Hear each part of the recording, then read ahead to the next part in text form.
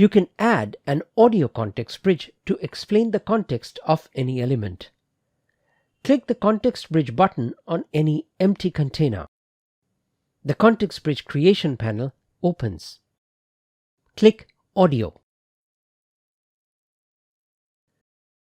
From the Microphone drop-down, choose a microphone to record with.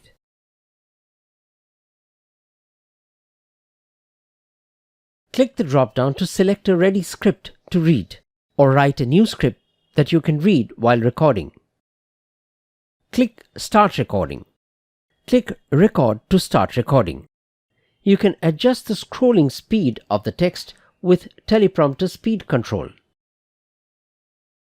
Click Stop to stop recording.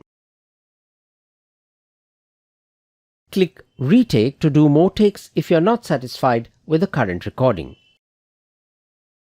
You can discard all takes and close.